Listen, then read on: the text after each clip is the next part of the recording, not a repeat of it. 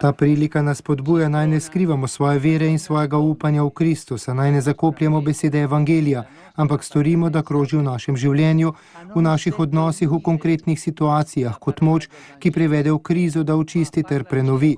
Tako tudi odpuščanje, ki nam ga je Gospod še posebej podelil v zakramentu sprave.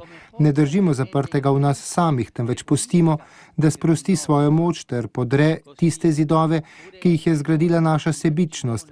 Nam da moč, da napravimo prvi korak pri ohromljenih odnosih, da začnemo s pogovorom, kjer ni komuniciranja. Tako je dejal papež Frančišek v nedeljskem opoldanskem nagovoru, ki ga je naslonil na evangeljsko priliko o talentih in jo je na kratko predstavil. Nato je pojasnil, da človek, ki je delil talente, predstavlja Jezusa, da so služabniki njegovi učenci in da talenti pomenijo veliko premoženje, ki jim ga Gospod zaupa. Ti talenti so po papeževih besedah Božja beseda, Evharistija, vera v Boga, njegovo odpuščanje. Gre skratka za njegovo najdragocenejše imetje, ki nam ga Bog izroča zato, da bi se pomnožilo. Jezus nam milosti ne daje, da bi jo zakopali, temveč, da bi ob našem prizadevanju od nje imeli tudi drugi ljudje korist.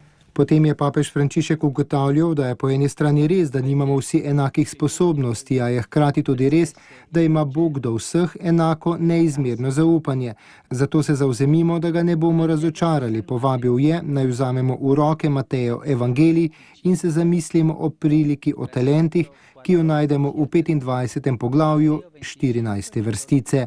Ne pustimo se preslepiti strahu, temveč na Božje zaupanje odgovarjajmo zaupanjem, podobno kot je to živela Božja mati Marija.